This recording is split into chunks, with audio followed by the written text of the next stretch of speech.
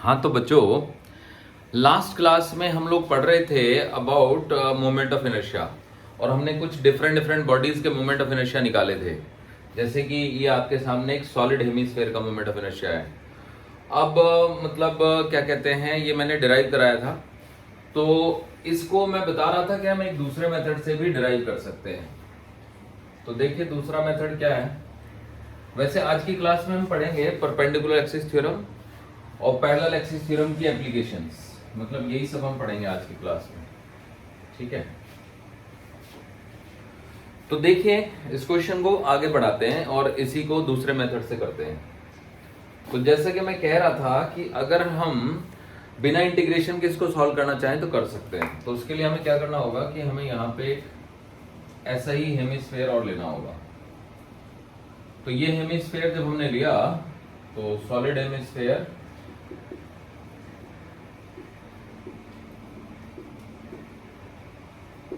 Of mass m है ना।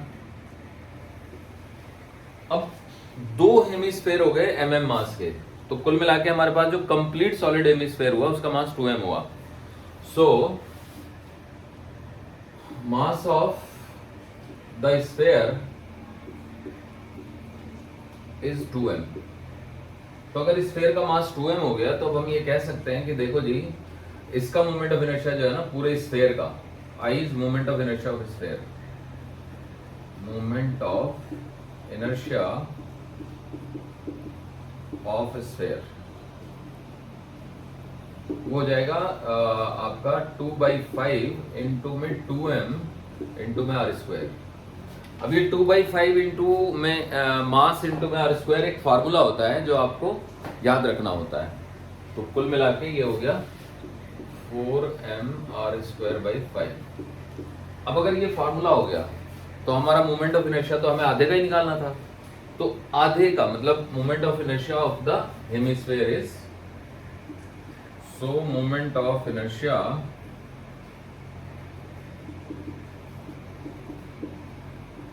Of the hemisphere is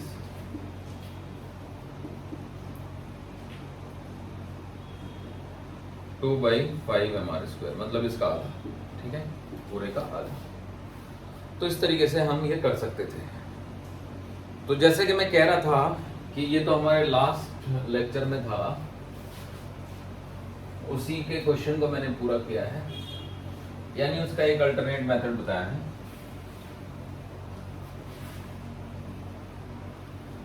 तो अब हम बात करेंगे परपेंडिकुलर एक्सिस थ्योरम की।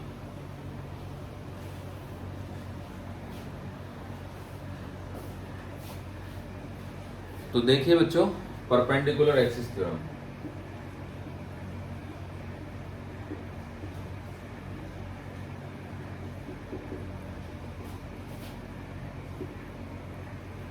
क्या कहती है ये थ्योरम और ये किस पे एप्लीकेबल होती है। तो एक्चुअली ये थ्योरम ऐसा नहीं है कि आप किसी भी बॉडी पे लगा दो। ये थ्योरम एप्लीकेबल होती है ओनली ऑन 2 डायमेंशनल बॉडीज। अब 2 डायमेंशनल बॉडीज का मतलब होता है जिनमें गहराई ना हो, मतलब लंबाई हो, चौड़ाई हो, गहराई ना हो। जैसे क्यूबॉइड है तो उसमें तो तीनों चीजें होंगी, लंबाई भी, चौड़ाई भी, गहराई भी। उस पर एप्लीकेबल नहीं होगी ये।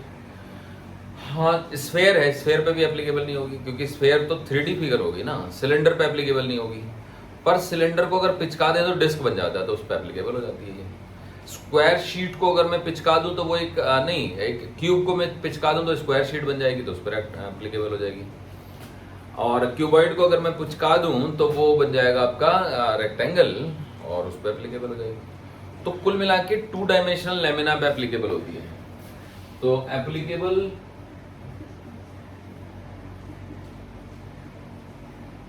ओनली ऑन 2 डायमेंशनल बॉडीज, है ना।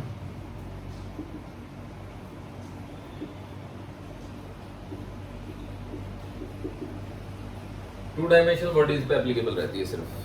ठीक है जी, जिसको हम लैमिना भी कहते हैं। अब इसको समझने के लिए मेरे पास एक बहुत अच्छा सा एग्जांपल है। देखो, मान लो ये हमारे पास डिस्क है और डिस्क किसी मेटल की बनी हुई है और ये इसकी ज्योमेट्रिकल एक्सिस है, ज्योमेट्रिकल एक्सिस।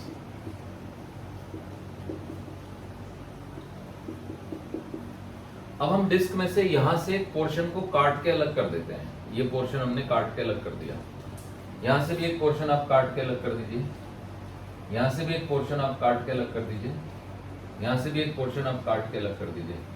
अब ये डिस्क शेप रही नहीं, लेकिन ये है अभी भी 2 डायमेंशनल लेमिना ही। तो अब इसके अंदर आप 2 और एक्सिस ले लीजिए। एक तो ज्योमेट्रिकल एक्सिस ये हो गई, इसका नाम रख सकते हैं आप ए बी, है ना, ए ये है, बी ये है, और इसका नाम आप सी डी रख सकते हैं, ठीक है। तो A B and C D are 2 mutually perpendicular axis in the plane of this 2 dimensional body. मतलब जरूरी नहीं है कि ये रेगुलर शेप की, शेप कुछ भी हो, इसीलिए मैंने यहां से पोर्शन कट किया है, बट ये 2 डायमेंशनल होनी चाहिए। तो A B and C D are 2 mutually perpendicular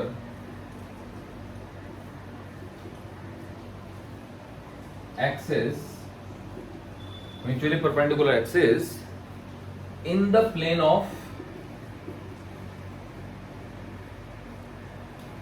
the distorted disc, है ना।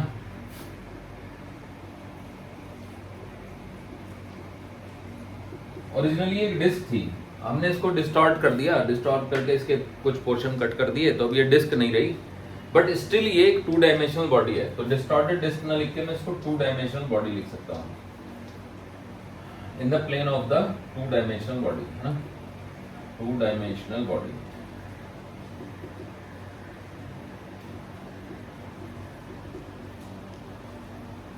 या फिर आप इसको लेमिना लिख दो, in the plane of this lamina.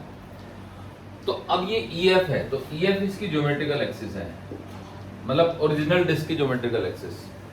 तो EF इज ज्योमेट्रिकल एक्सिस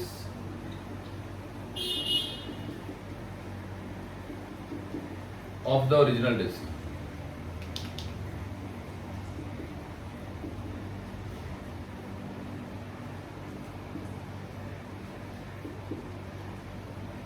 अब जो ओरिजिनली डिस्क थी वो अब डिस्क नहीं है, वो एक लेमिना ही है ना। तो देखा जाए तो EF एक ऐसी एक्सिस है जो AB और CD के पॉइंट ऑफ इंटरसेक्शन से जा रही है, साथ ही इस 2 डायमेंशनल बॉडी, जिसको हम लेमिना भी कह सकते हैं, let me call it lamina, इसके प्लेन के परपेंडिकुलर है। तो it is an axis perpendicular to the plane of the lamina and passing through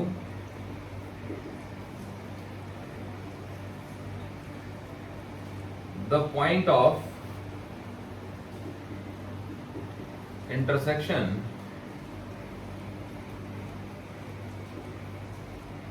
of AB and CD। AB and CD 2 mutually perpendicular axis है, उनके point of intersection से गुजरने वाली axis है जी ये, ठीक है बच्चों। तो थ्योरम ये कहती है कि जो IEF होगा ना, वो IAB और ICD का सम होगा, ऐसे। तो यानी कि if we have a 2-dimensional body and we have 2 mutually perpendicular axes in the plane of this 2-dimensional body, then the moment of inertia of this body about an axis perpendicular to its plane and passing through the point of intersection of the 2 given axes is equal to the sum of the moment of inertia about these 2 given axes। ऐसे हो गया। तो hopefully आपको समझ आ गया होगा। तो अब इसका मैं प्रूफ दे देता हूं आपको क्या है। देखिए, हम एक काम करते हैं कि AB जो एक्सिस है, इसी को एक्स एक्सिस मान लेते हैं। Let us assume that this is the X axis and this is the Y axis and this is the Z axis, है ना। तो ये y डैश हो गया, है ना बच्चों, ये x डैश हो गया और ये z डैश हो गया, है ना, z डैश। तो अब यहाँ पे मैं एक पार्टिकल कंसिडर करता हूँ जिसका मास है mi और इसके कोऑर्डिनेट है xi, yi। I stand for general point, है ना। तो अब यहाँ से परपेंडिकुलर डालेंगे, यहाँ से परपेंडिकुलर डालेंगे। अब देखो y एक्सिस से जो डिस्टेंस होती है ना वो xi होती है और x एक्सिस से जो डिस्टेंस होती है वो yi होती है। So y coordinate of the particle is just the distance from x axis and x coordinate is just the distance from y axis. तो अब देखो, अब इसको सॉल्व कर लेते हैं हम लोग, है ना. प्रूफ.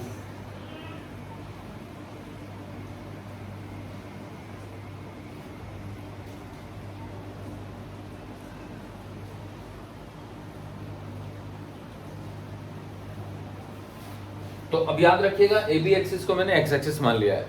तो जब मैं आई एक्स निकालूंगा, so what is I x?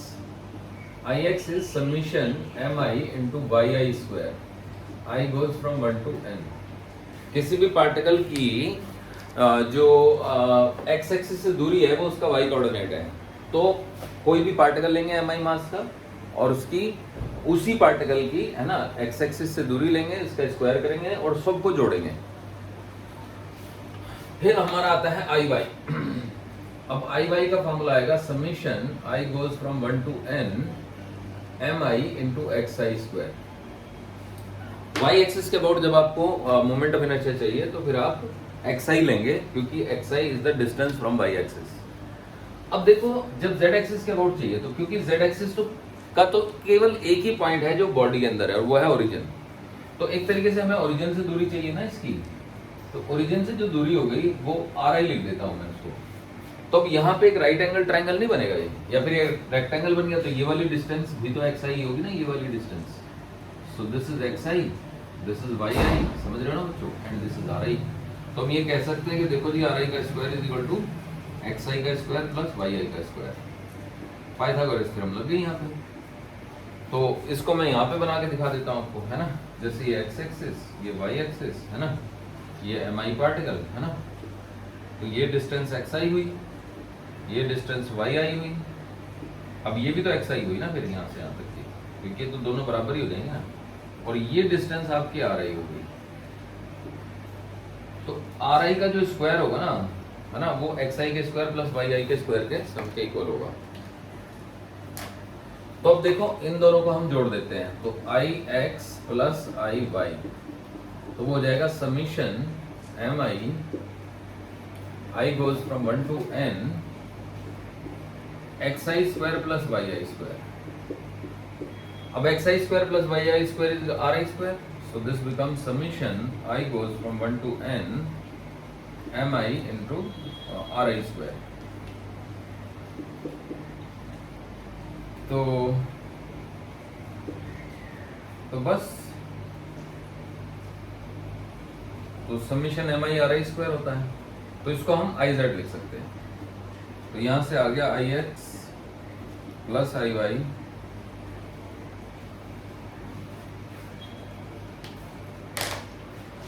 Equal to i z. तो ये प्रूफ हो गया बच्चों, ठीक है. तो एक तरीके से हमने परपेंडिकुलर एक्सिस थ्योरम को प्रूफ कर दिया है. अब इसके कुछ यूज सिखा देता हूं मैं आपको, देखिएगा. यूज मतलब एप्लीकेशंस.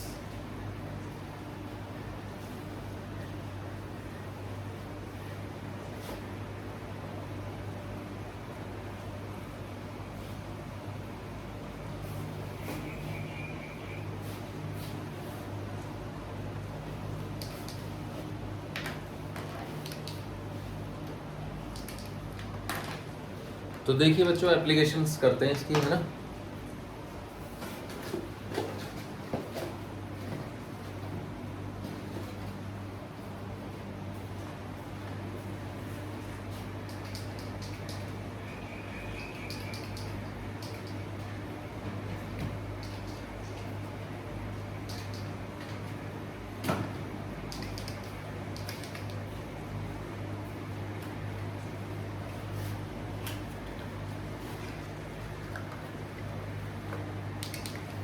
एक सेकंड रुक जाओ बस, है ना. चलिए देखिए. तो एप्लीकेशन ये है कि ये हमारे पास एक डिस्क है.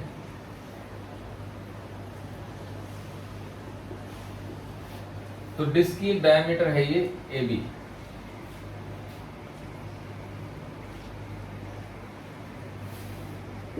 और एक डायमीटर है सी डी.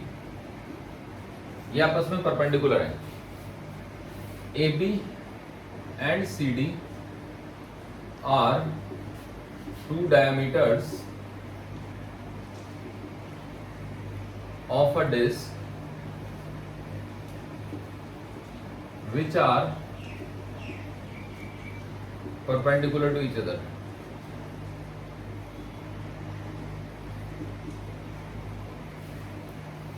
अब अगर मैं कहूं कि भाई आई ए बी और आई सी डी में बड़ा कौन है, तो आंसर है दोनों बराबर ही हैं और उसको हम आई डी लिख सकते हैं. आई डी का मतलब moment of inertia of the disc about any diameter. Moment of inertia of the disc about any diameter.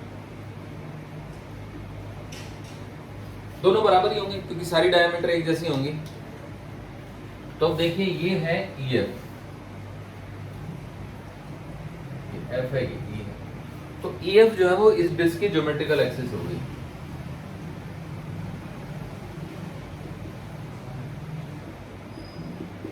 अब मान लीजिए हमें आईडी कैलकुलेट करना है और हमें पता क्या है, हमें ये पता है ज्योमेट्रिकल एक्सिस के अबाउट मोमेंट ऑफ इनर्शिया होता है आई ई एफ होता है आपका 1/2 mr². ये हम पहले डिराइव कर चुके हैं. The moment of inertia of the disc about its geometrical axis is 1/2 mr².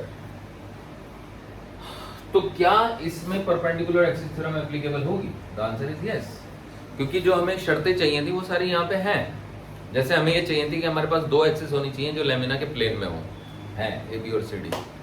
हमें ऐसा चाहिए था कि वो दोनों एक्सिस आपस में परपेंडिकुलर हो, ए बी और सी डी आपस में परपेंडिकुलर है. हमें एक तीसरी एक्सिस चाहिए थी जो ए बी और सी डी जो दो गिवन एक्सिस है उनके प्लेन के परपेंडिकुलर हो, है ना, और साथ ही साथ उनके पॉइंट ऑफ इंटरसेक्शन से भी जाए, वो भी सब है. तो अब हम कह सकते हैं कि जी देखो I E F is equal to I A B plus I C D. तो आई ई एफ तो 1/2 mr² है ना, और ये आई ए बी कितना हो गया, ये आई डी हो गया और ये भी आई डी हो गया. तो I D plus I D 2ID. तो 1/2 mr² is equal to 2ID. So this gives me ID is equal to 1/4 mr². So this is the answer. So इस तरीके से हमने बिना कुछ करे धरे, बिना कुछ ज्यादा परेशान हुए, moment of inertia of the disc, है ना, geometrical axis of the disc है ही बच्चों, निकाल लिया. समझे? अब आप कहेंगे कि सर डिस्क का तो निकाल लिया, पर अगर ये रिंग होती तो देखो तो भी आसान था. तो डिस्क की जगह रिंग वर्ड यूज करो, है ना. A B and C D are two diameter of the ring which are perpendicular to each other. Moment of inertia of the ring about its diameter. बस फर्क ये हो जाएगा कि जब आप रिंग का मोमेंट ऑफ इनर्शिया लेंगे तो यहाँ हाफ नहीं आएगा, तो यहाँ हाफ नहीं आएगा. तो 2ID is equal to mr², तो ID is equal to 1/2 mr².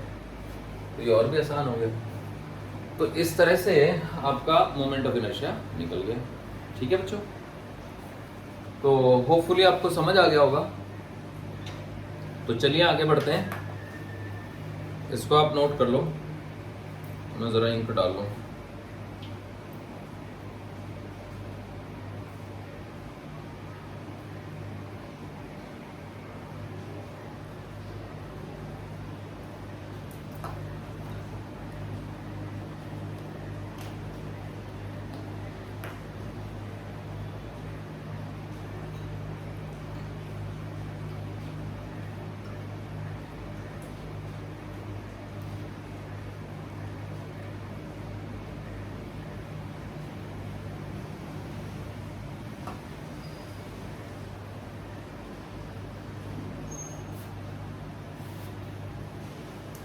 देखो बच्चों, अब एक क्वेश्चन हम और करते हैं जिसमें हम लेंगे एक स्क्वायर शीट.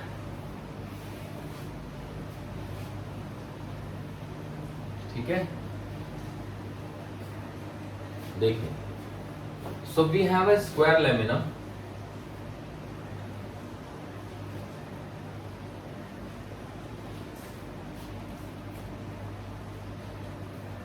तो इनके नाम रख देते हैं ए बी सी डी।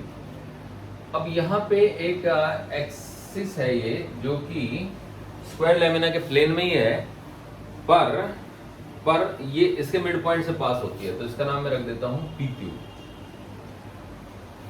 और एक और एक्सिस है, इसका नाम है आर एस। ठीक है, तो इन दोनों का पॉइंट ऑफ इंटरसेक्शन इसका सेंटर है, centre of the square lamina, है ना। ये एक और एक्सिस है, आर एस टी यू, है ना, P Q R S T U. तो जो टी यू एक्सिस है वो लेमिना के प्लेन के परपेंडिकुलर है और स्क्वायर लेमिना के सेंटर से जाती है। Axis T U is perpendicular to the plane of lamina and passing through the center of what? Center of the square lamina. Even though PQ and RS are also passing through the same point, PQ and RS are perpendicular to each other in the plane of lamina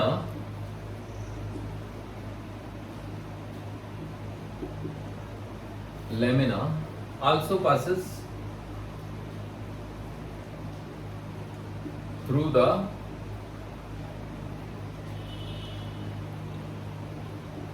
center of the square, है ना।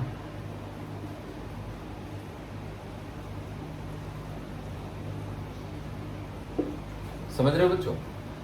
तो अब मुझे आई P Q और आई R S में देखना है कौन बड़ा है। तो आई पी क्यू और आई आर एस में बड़ा कौन होगा? तो जवाब है जी कोई भी बड़ा नहीं होगा, दोनों बराबर होंगे। ठीक है, तो आई पी क्यू और आई आर एस दोनों बराबर होंगे। तो कितना है आई पी क्यू? तो ध्यान से सुनो बच्चों, आई पी क्यू की वैल्यू हम निकाल सकते हैं। वो एक्चुअली रॉड वाला केस बन जाएगा, जैसे रॉड का निकाला था ना हमने मिड पॉइंट का, तो वो आ जाएगा 1/12 ml स्क्वायर,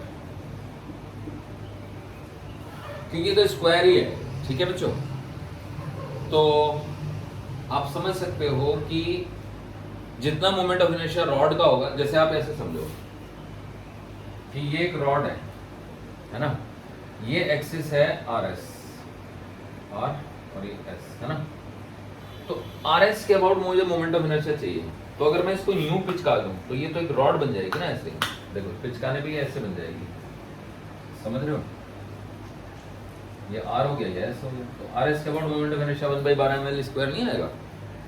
और अगर पी क्यू के अबाउट चाहिए तो मैं इसको यूं पिचका देता हूं। तो अगर मैं इसको यूं पिचका दूं तो ये फिर यूं बन जाएगी, है ना। तो ये हो गया पी क्यू। तो बेसिकली मैंने ये सिखाया था ना, तो कि अगर ये पी क्यू रॉड है तो इसको फैला के हमने स्क्वायर बना दिया तो मोमेंट ऑफ इनर्शिया तो उतना ही रहेगा ना। तो मैं बता चुका हूं आपको। तो ये पी क्यू है, तो पी क्यू निकालने के लिए हम इसको ऐसे पिचका देते हैं। तो ये पी क्यू आ जाएगा 1/12 ml स्क्वायर। समझ गए ना बच्चों? 1/12 ml square P Q rod बन जाएगी। और आई आर एस निकालने के लिए हम इसको यूं चिपका देते हैं। तो आई आर एस आ जाएगा हमारा 1/12 ml स्क्वायर। स्क्वायर लेमिना है ये, square lamina of side L. समझ रहे हैं ना बच्चों? It is a square lamina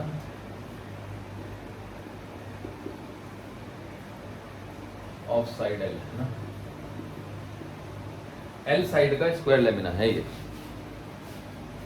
ठीक बच्चों, आगे बढ़ते हैं। देखो ये मैं हटा देता हूं जी।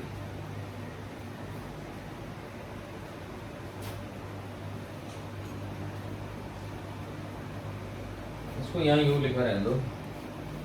तो I P Q plus is equal to I R S is equal to 1/12 ml square.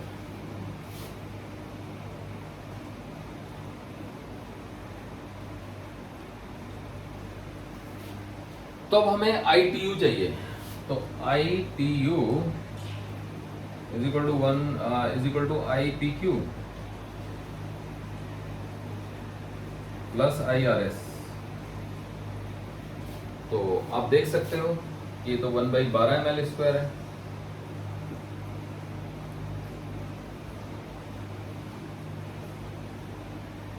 One by 6 ml²। समझ आया? सो this is ITU which is 1/6 ml² आ गया।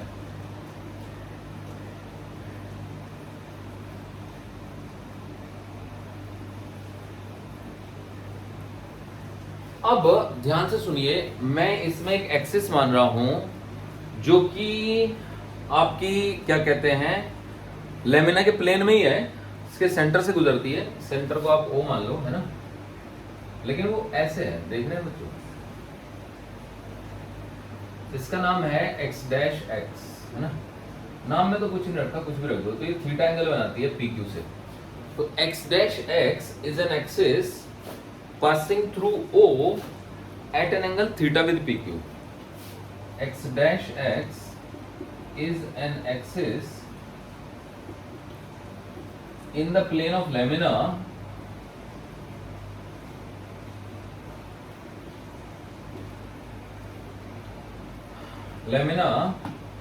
passing through O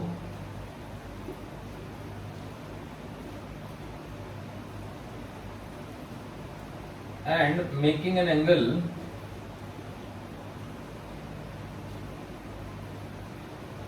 theta with axis PQ। PQ axis से theta angle बना रखा है इसने। तो अब हमारा मकसद है कि हम IXX डैश के अबाउट मोमेंट ऑफ इनर्शिया निकालें। अब इस मकसद को पूरा करने के लिए हमने एक जुगाड़ लगाया, और वो जुगाड़ ये था कि हमने एक और एक्सिस इमेजिन करी जो कि थी y डैश, जो कि RS से थीटा एंगल पे थी। तो y dash is an axis making an angle theta with RS, है ना। समझ रहे हो बच्चों?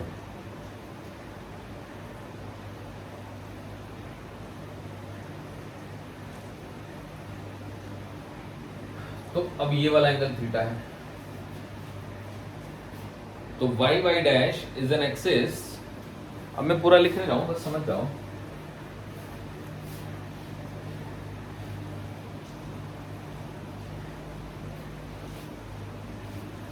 तो मैंने जानबूझ के y डैश जो है ना वो ऐसी एक्सिस ली है जो RS से थीटा एंगल बना रही है। अब देखो ध्यान से, ये वाला एंगल अगर थीटा है तो ये वाला एंगल 90 माइनस थीटा है, तो ये 90 माइनस थीटा और ये थीटा दोनों मिलके y डैश और x डैश एंगल के बीच में, एक्सिस के बीच में एंगल 90 कर देते हैं। तो एंगल बिटवीन y डैश, है ना, y dash and x dash is 90 degree, 90 degree है इनके बीच का एंगल। तो क्या parallel perpendicular axis theorem apply करने की सारी कंडीशनें वैलिडेट हो रही हैं? तो आंसर इज यस। तो आप कह सकते हो कि देखो ITU जो होगा वो IXX dash plus IYY dash होगा। अब IXX डैश और IYY डैश में बड़ा कौन होगा? द आंसर इज कोई भी नहीं बड़ा होगा, क्योंकि तो दोनों जो है ना एकदम आइडेंटिकल सी एक्सिस हैं, तो दोनों का बराबर ही होगा। तो IXX dash must be equal to IYY dash. तो इसलिए ITU जो आ गया वो आ गया ट्वाइस ऑफ IXX डैश। सही है? अभी तो 1/6 ml² था ना, तो ये ट्वाइस ऑफ IXX डैश आ गया। तो यहां से IXX डैश की वैल्यू हो गई आपकी 1/12 ml²। तो अब ये साबित हो गया कि थीटा कुछ भी रहे, तो अगर थीटा 0 हो जाएगा तो यही एक्सिस जो है ना वो PQ बन जाएगी, और अगर थीटा को 45 कर दें तो ये आपकी BD एक्सिस बन जाएगी। तो इसका मतलब IBD is equal to IAC is equal to 1/12 ml²। ये बहुत मजेदार बात बन गई, समझ गए ना बच्चों? तो एक्सिस कोई भी हो, IBD हो या फिर आपकी कोई भी एक्सिस हो, तो ये आपका 1/12 ml² बन जाएगा। ठीक है? तो उम्मीद है आप ये समझ गए होंगे।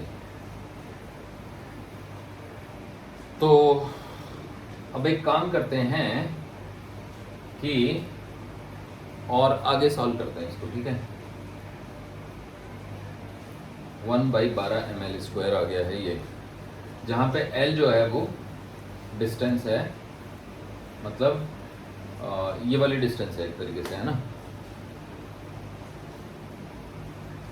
चलिए इसको अब मैं और थोड़ा एलेबरेट करके बता देता हूँ आपको, ठीक है। अब इमेजिन करो कि मैंने ना इसको दो पार्ट में तोड़ दिया। मान लो ये जो है ना BD तो है मेरे पास, BD से आगे का हिस्सा मैंने ना हटा दिया, इसमें से उधर वाला हिस्सा हटा दिया, समझे बच्चों। BD से परे वाला, मतलब एक BCD रह गया बस, वो ये वाला हिस्सा मैंने काट दिया, काट के अलग कर दिया।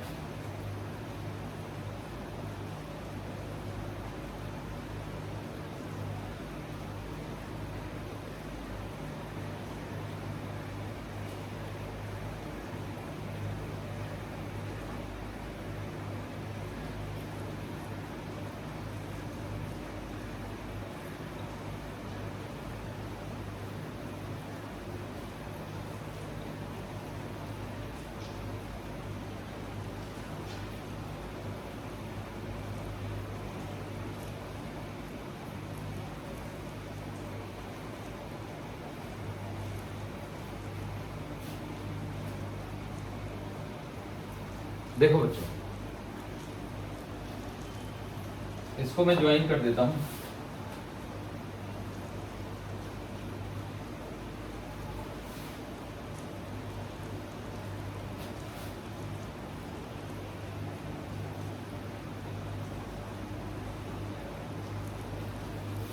अब अगर मैं आधा काट देता हूं तो इसका मास m/2 रह गया। m/2 को मैं m' लिख देता हूं, है ना। तो इसका मोमेंट ऑफ इनर्शिया भी तो आधा हो गया, क्योंकि आपने आधा हिस्सा तो काट ही दिया। तो because you remove the half part, so its moment of inertia is IBD is equal to 1/24 into m into L², यानी कि IBD is equal to 1/12 into में m/2 इंटू में L²। अब m/2 इसकी जो है ना क्या कहते हैं, एक तरीके से मास है। तो IBD इज इक्वल टू हो गया आपका 1/12 इंटू में m' इंटू L²। अब देखिए L तो ये वाली साइड है, तो हमें ना इस साइड में डील नहीं करना, हमें डील करना है इस साइड में। इस साइड का मतलब जो कोना है ना, ये कोना, तो इस कोने की एक्सिस से डिस्टेंस लेनी है, ये वाली कोने की। अब ये जो RS है ना, इसको हटाइए आप, छोड़ दीजिए इसको, ठीक है।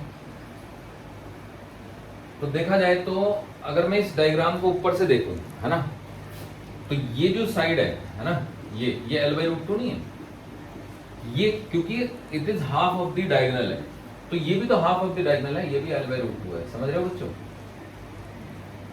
तो दिस इज L/√2। तो क्या मैं इसको ऐसे नहीं लिख सकता, IBD is equal to 1/6 into m' into L/√2 का स्क्वायर। तो L/√2 जो है ना, वो एक्सिस ऑफ रोटेशन से कोने की दूरी हो गई, कोने की डिस्टेंस हो गई, तो उसको हम L इफेक्टिव कह सकते हैं। तो IBD इज इक्वल टू आ गया हमारा 1/6 इंटू में m' इंटू L' का square. L' is just the effective length, यानी the distance of corner from the axis of rotation. नहीं, एक्सिस ऑफ रोटेशन तो ये है, PU तो है ही नहीं इसमें, है ना, फ्रॉम द साइड है, समझ रहे हैं ना बच्चों। BD है ना एक्सिस ऑफ रोटेशन, तो this is the axis of rotation. तो एक्सिस ऑफ रोटेशन से कोने की दूरी हो गई आपकी 1/L/√2। तो किसी ट्रायंगुलर लैमिना का अगर आपको मोमेंट ऑफ इनर्शिया चाहिए, तो मास ले लें लैमिना का, है ना, इफेक्टिव लेंथ ले लें। तो इफेक्टिव लेंथ का मतलब है कोने की, है ना, डिस्टेंस। तो देखिए मैं आपको बताता हूं मैं कहना क्या चाह रहा हूं।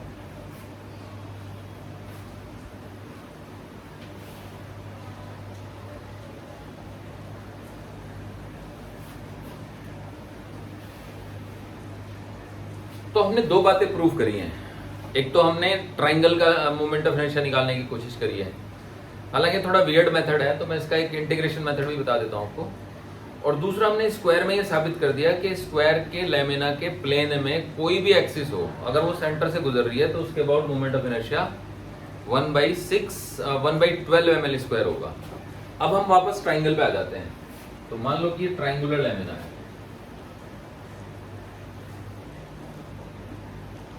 अब जरूरी नहीं है कि वो मतलब ट्राइंगल आइसोसेलेस ही हो, कोई जरूरी नहीं है। तो ये ए है या ये पी क्यू है ना, पी है ये क्यू है, ए बी सी, ये जो डिस्टेंस है ये एल है, स्मॉल एल कर दो चलो, और ये वाली डिस्टेंस बी है। तो this is a triangular lamina.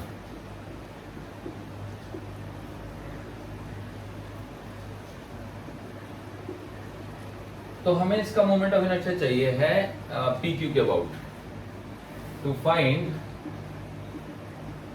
It's moment of inertia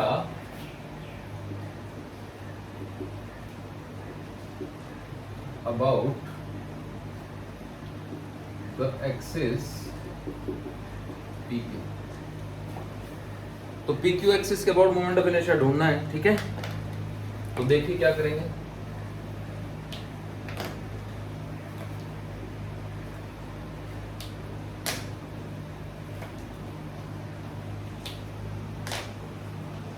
ठीक है बच्चों,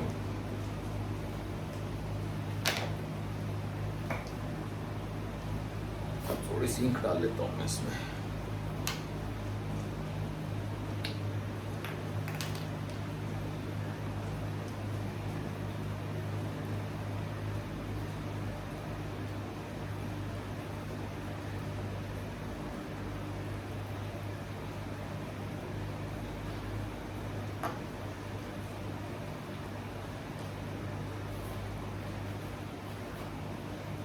देखो जी, आंसर जो आना चाहिए, तो वो जो मैंने सिखाया है वो ये सिखाया है कि I P Q must be equal to 1/6 m यानी कि mass of the lamina into में l का square.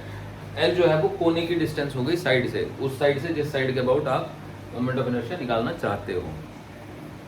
Triangular lamina of mass m है ना।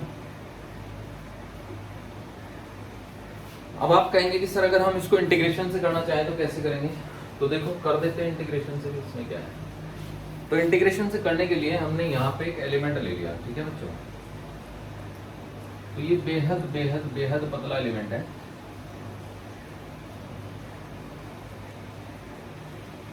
ठीक है। और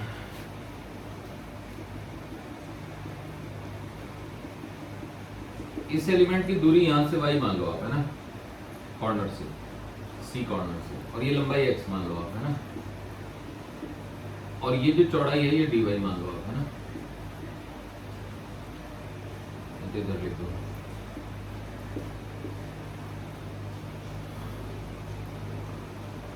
ये एंगल मान लो थीटा है, ठीक है बच्चों। तो x अपॉन y की वैल्यू tan थीटा आ जाएगी, है ना। इसके अलावा l अपॉन b की वैल्यू भी tan थीटा है। मतलब देखा जाए तो x upon y is equal to l upon b, ये भी मान लो आप, है ना। ये जब भी यूज जरूरत पड़ेगी कर लेंगे यूज इसको। तो अब देखो इसका हमें मास निकालना पड़ेगा रेक्टेंगुलर शीट का। तो dm बोल देते हैं उसको। तो m अपॉन में 1/2 इंटू में lb, ये हो गया मास पर यूनिट एरिया इनटू पट्टी का एरिया। तो पट्टी का एरिया कितना है, तो पट्टी का एरिया है x dy। समझ आया बच्चों। अब ये जो पट्टी है ना, ये एक रॉड की तरह से बिहेव करेगी जिसकी लंबाई x है और जिसका मोमेंट ऑफ इनर्शिया निकालना है हमें इस एक्सिस के अबाउट। तो जो डी हुआ वो हुआ dm इंटू एक्स स्क्वायर का 1/3, क्योंकि 1/3 आता है ना रॉड के केस में जब एक एंड से निकालते हैं हम लोग। तो dm की वैल्यू ऊपर पड़ी हुई है, तो इसको मैं लिख सकता हूँ 2m/lb इंटू एक्स dy। तो 1/3 into 2m/lb into x into dy into में एक्स स्क्वायर, है ना। अब ध्यान से देखो, ये dy है ये dx है, तो या तो सब कुछ x में लाओ या सब कुछ y में लाओ, समझे ना बच्चों। तो मुझे ऐसा लगता है कि जब हम सब कुछ y में ले आएंगे तो ज्यादा बेटर रहेगा, क्योंकि y की वैल्यू 0 से लेकर और b तक ले जाएंगे हम, तो सब कुछ y में ही ले आते हैं। तो y में लाने के लिए ये x का जो क्यूब है ना, तो x के क्यूब की वैल्यू आ जाएगी y का क्यूब l³ बाई b। तो देखो 2m/3lb into X cube means L cube Y cube by B cube है ना, ये आ गया जी, इंटू डी वाई। अब देखो ये एल क्यूब है, ये एल है, तो एक एल स्क्वायर बच गया, तो ये 2/3 एम एल स्क्वायर बच गया बच्चों, 2ml²/3, b की पावर 4 भी बच गया, और यहाँ बच गया y की पावर 3 इंटू में dy। अब क्या करना है, बस इंटीग्रेट करना है, और क्या करना है, तो ये मैं हटाता हूँ, यहीं पे इंटीग्रेशन करता हूँ।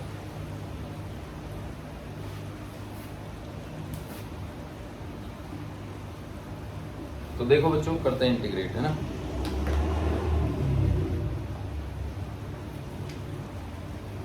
तो जब मैं इसको इंटीग्रेट करूंगा यानी आई निकालूंगा, तो 2ml²/3 b की पावर 4 इंटू वाई की power 4/4 and the limit goes from 0 to b। क्योंकि y जो है वो यहाँ पे तो 0 होगा और फिर ऊपर चले जाएंगे तो y की वैल्यू b हो जाएगी। तो अब देखो ये तो b की पावर 4/4 हो गया ना, तो ये 2 है, 4 से कट गया, 2 बच गया, है ना। ये 1 आ गया, ये 2 आ गया, तो 2 इंटू 3 6 आ गया, तो 1 यानी m इंटू में l²/6 इंटू बी की पावर 4 इंटू में b की पावर 4 माइनस 0, तो b की पावर 4 कट गया, बस 1/6 ml² आ गया। सही है बच्चों। तो इस तरीके से हमने मोमेंट ऑफ इनर्शिया निकाल दिया इसका।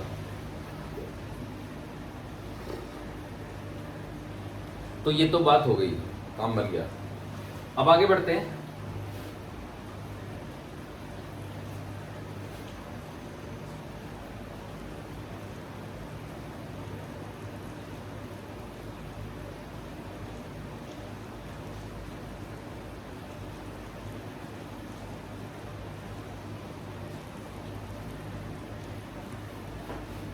देखो बच्चों,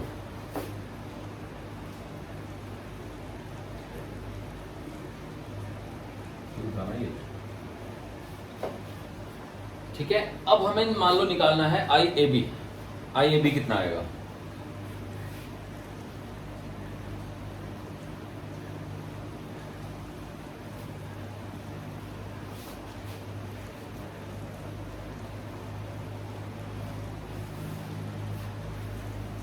AB ही लिख देते हैं, PQ को हटा देते हैं, ठीक है ना। क्या है, नए नए नाम क्यों रखने हैं इनको। तो देखा जाए तो अभी हमने IAC निकाला था, है ना, AC, और वो IAC हमारा आया था 1/6 ml²। अब हम निकालेंगे to find its moment of inertia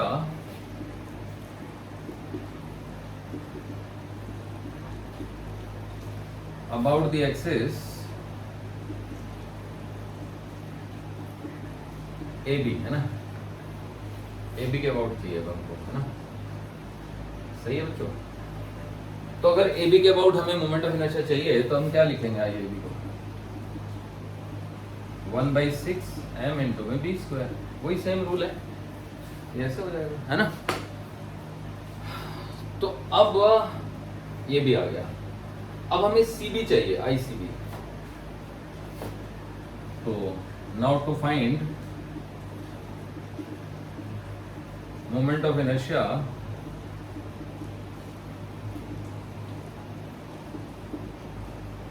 about the axis CB या BC।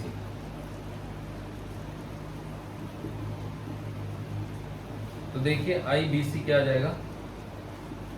अब हम इस वर्टेक्स की ना परपेंडिकुलर डिस्टेंस लिख देंगे। तो मान लो परपेंडिकुलर डिस्टेंस जो है वो D हो गई, तो 1/6 md² हो जाएगा।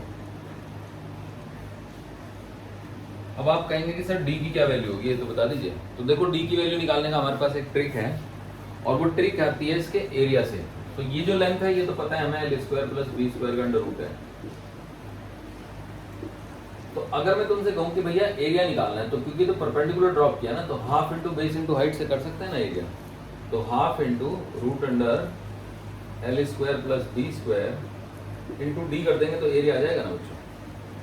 बेस हो गया, ये जो हाइपोटेन्यूज है वही बेस हो गया इसका, और ये तो परपेंडिकुलर डाला ना मैंने इस वर्टेक्स से। Area is equal to half into base into height. तो ये जो हाइपोटेन्यूज था ये बेस बन गया। मतलब अगर मैं इसको ऐसे थोड़ा टेढ़ा कर दूं, मतलब मैं सोच रहा हूँ कि ये बेस है और ये हाइट है, इसमें क्या दिक्कत है। अब लेकिन अगर मैं प्रॉपर्ली देखूं तो इस एंगल के लिए ये बेस हो गया और ये लेंथ हो गई, हाइट हो गई, है ना। तो 1/2 LB भी तो है ना इसका एरिया। तो अब देखो 2 से 2 कट गया, तो यहाँ से D की जो वैल्यू आई वो कितनी आई, LB divided by √L² plus B² नहीं आ गई। तो ये तो बड़ी शानदार वैल्यू आ गई, समझे बच्चों। तो अगर मैं यहाँ पे ये डाल दूं तो ये आ जाएगा मेरा IBC is equal to 1/6 M into में L² B² divided by L² plus B²। या तो ये काफी मजेदार सा फार्मूला आ गया, जो कि थोड़ा स्ट्रेंज सा है। जनरली हमारे फार्मूले इस तरह के आए नहीं थे अभी तक। जितने भी फार्मूले थे उन सब में बस या तो L आ रहा था या B आ रहा था। अब उसके रीजन यही है कि ये B और L डायरेक्ट इसकी डायमेंशन नहीं है ना एक्चुअली, इसलिए ऐसा हो रहा है।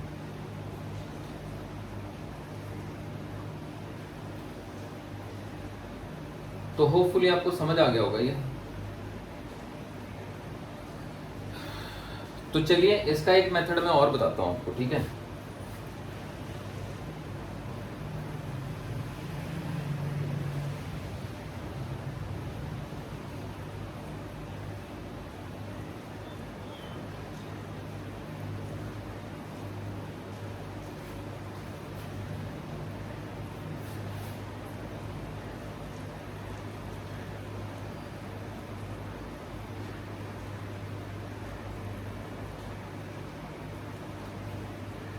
देखो एक मेथड और सिखाते हैं बच्चों, ठीक है।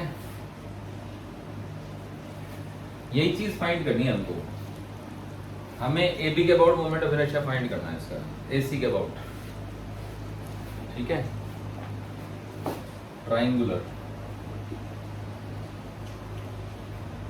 Triangular lamina of mass M, है ना। तो यहाँ पे एक्सिस थी ना PQ, ये P लिया था मैंने, ये Q लिया था, है ना। तो लेट कर लेते हैं, let IPQ is equal to I।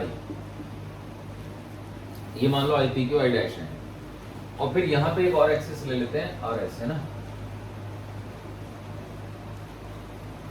And IRS is equal to I dash, समझे बच्चों।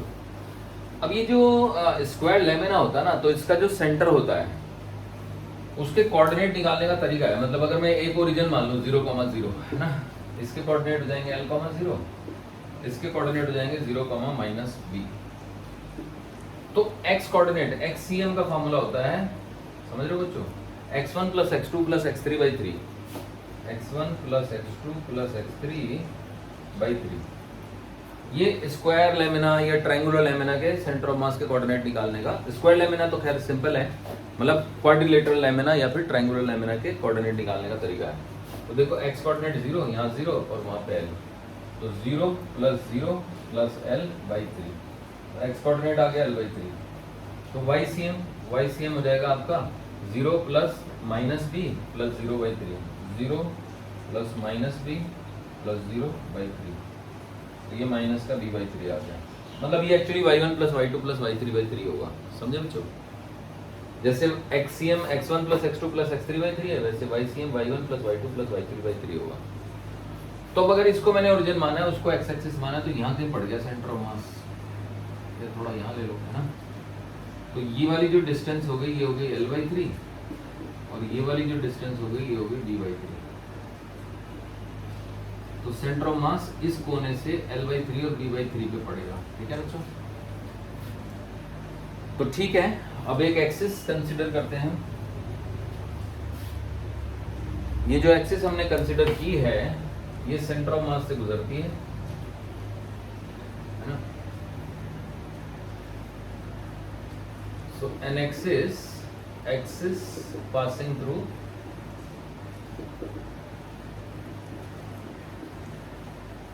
CM, सेंटर ऑफ मास से गुजर रही है, ये एक्सिस है। अब अगर मुझे इसके अबाउट मोमेंट ऑफ इनर्शिया चाहिए तो कितना निकालूंगा मैं, तो IC हो जाएगा मेरा, है ना। तो मैं ये कह सकता हूं कि जो I है ना वो IC प्लस M इंटू में L/3 का स्क्वायर है, और जो I डैश है वो IC प्लस M इंटू में 2l/3 का स्क्वायर है। ये तो पैरेलल एक्सिस थ्योरम है, क्योंकि इस एक्सिस से ये जो दूरी है ये l/3 है, तो ये वाली दूरी तो 2l/3 हुई ना बच्चों। तो वही d वाला केस है, मतलब I = IC + MD² फार्मूला नहीं होता, तो लगा देते हैं। अब इन दोनों को घटाते हैं, I' - I = ये कितना है, ये है ml²/9, ये 4ml²/9 है, तो 3ml²/9 आएगा, मतलब ये IC + ml²/9 है, और ये आपका IC + 4ml²/9 है ना। तो घटा देंगे तो 3ml²/9 आ जाएगा ना, which comes out to be ml²/3। ठीक है, तो बस ठीक है, I' - I आ गया। अब बात यह है कि हमें I' या I निकालना है, तो फिर हमें तो ये इससे तो सॉल्व होगा नहीं एक इक्वेशन से, तो हमें इनका सम भी लेना पड़ेगा। अब सम के लिए क्या करें, तो देखो सम के लिए ना हमारे पास एक ट्रिक है। तो जैसा ये रेक्टेंगुलर लेमिना था ना, बिल्कुल आइडेंटिकल रेक्टेंगुलर लेमिना हमने और रख दिया यहाँ पे, ठीक है। दूसरा अनदर रेक्टेंगुलर है ना, अनदर आइडेंटिकल लेमिना है ना। तो जो अनदर आइडेंटिकल लेमिना है, दूसरा वाला, सेकंड वाला, मतलब ये लेमिना 1 है, लेमिना 1, लेमिना 1, ये लेमिना 2 है। तो लेमिना 2 का मोमेंट ऑफ इनर्शिया IPQ कितना आएगा, तो MI ऑफ लेमिना 2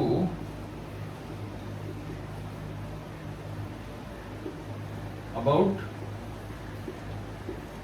PQ। अब देखो ये वही होगा जो लेमिना 1 का RS के अबाउट था, तो लेमिना 1 का RS के अबाउट तो यही था ना I', तो वो हो जाएगा एक्चुअली I है ना, I' = I'। बात समझ आई। जो moment of inertia RS axis के अबाउट इसका था लेमिना 1 का, वही moment of inertia PQ axis के अबाउट लेमिना 2 का होगा, क्योंकि फोटो रिवर्स होगी ना। तो अब लेमिना 1 और लेमिना 2 दोनों का मोमेंट ऑफ इनर्शिया PQ के अबाउट कितना आएगा, IPQ lamina 1 and lamina 2, lamina 1 plus lamina 2 है ना, तो वो हो जाएगा हमारा I + I' हो जाएगा। तो अब अगर ये I + I' हो गया है ना, तो दो लेमिना से मिलके तो एक 2m मास का ट्रायंगुलर लेमिना बना ना, तो वो तो हम बता ही सकते हैं कितना होना है उसका। तो I + I', तो क्योंकि तो दो ट्रायंगुलर लेमिना मिल गए तो एक रेक्टेंगुलर लेमिना बन गया ना, तो उस रेक्टेंगुलर लेमिना का मोमेंट ऑफ इनर्शिया तो 1/3 × 2m × ml² होगा ही होगा। अब देखो इसका नाम इक्वेशन नंबर 1 रख लो, इसका नाम इक्वेशन नंबर 2 रख लो।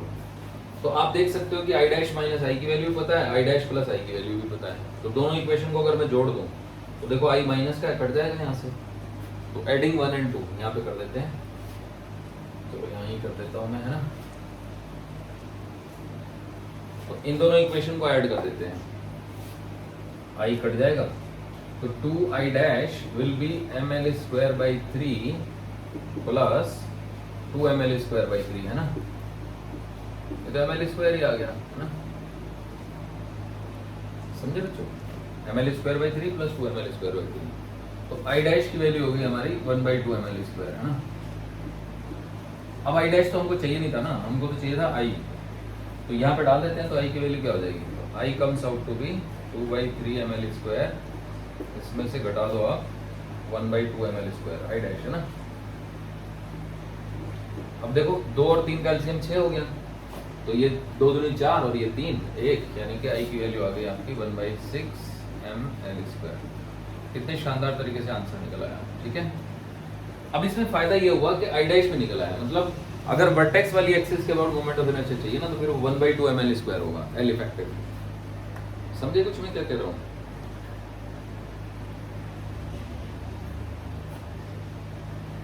तो होपफुली आपको ये समझ आ गया बच्चों, ठीक है।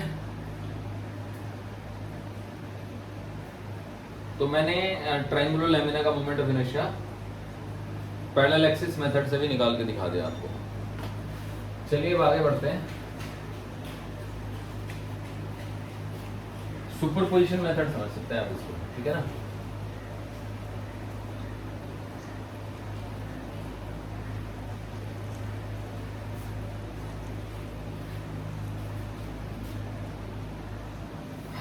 अब देखिए एक क्वेश्चन ये है, ये मान लो एक डिस्क है, ये एक्स एक्सिस है, ये वाई एक्सिस है, ओके, और ये ओरिजिन है। तो डिस्क का सेंटर ओरिजिन ही है, origin is the centre of the disc. अब ये एक यूनिफॉर्म डिस्क है जिसका मास m है, uniform disc of mass m, है ना। From uniform disc of mass m, a circular disk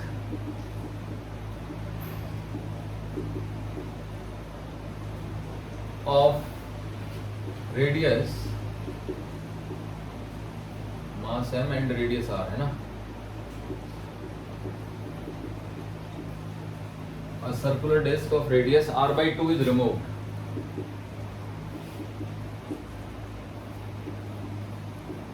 as shown in figure, है ना।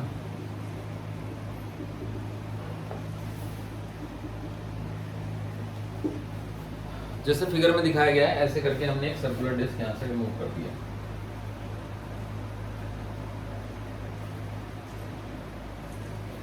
ठीक है बच्चों, अब जब ये रिमूव कर दी तो यहां कुछ नहीं बचा, बस यहां पे बचा हुआ है ये सर्कुलर डिस्क, है ना।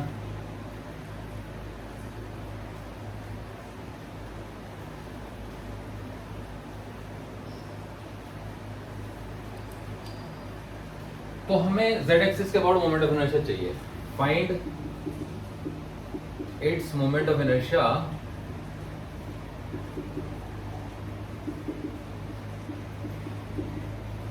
About z axis.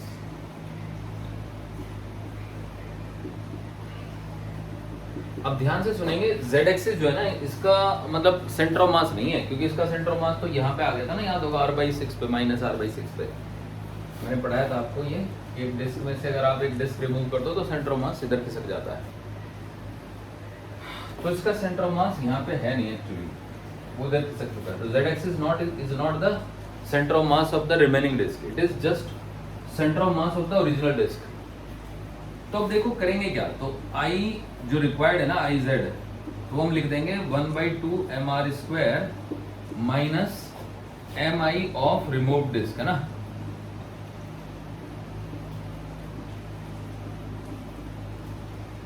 About z axis, जो रिमूव डिस्क है उसका मोमेंट, mi का मतलब आप मोमेंट ऑफ इनर्शिया समझोगे, है ना। जहां जगह कम होगी वहां मैं mi लिख दूंगा। रिमूव्ड डिस्क का moment of inertia z axis के अबाउट निकालना है। तो अब z एक्सिस तो इसकी खुद की जो ज्योमेट्रिकल एक्सिस है वो तो ये है, जो कि r/2 दूरी पे है। तो अगर मुझे इस एक्सिस के अबाउट मोमेंट ऑफ इनर्शिया पता है, इसके अबाउट निकालना है, तो वो कितना आएगा, IZ डैश मतलब रिमूव डिस्क का moment of inertia about z axis. तो वो जाएगा आपका 1/2 m/4 × r/2²।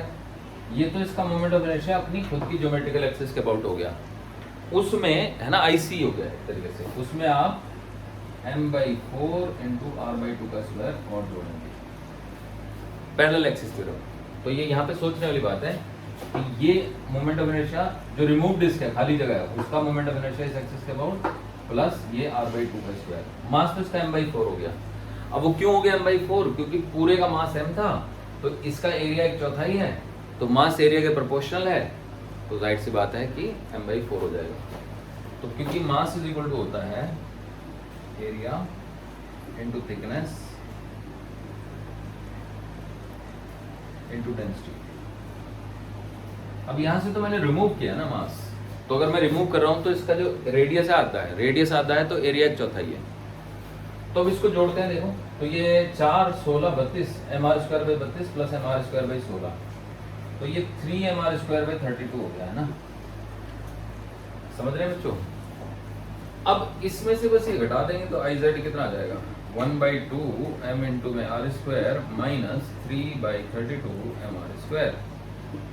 अब अगर एलसीएम में ले लूँ तो मतलब इसको 32 बनाना चाहूँ मैं तो 16 से मल्टीप्लाई कर दूंगा, ऊपर आ गया 16, नीचे हो गया 32, तो 16 में से गए 3, तो कितने बचे 13 बचे, आई जेड आ गया मेरा 13/32 स्क्वायर।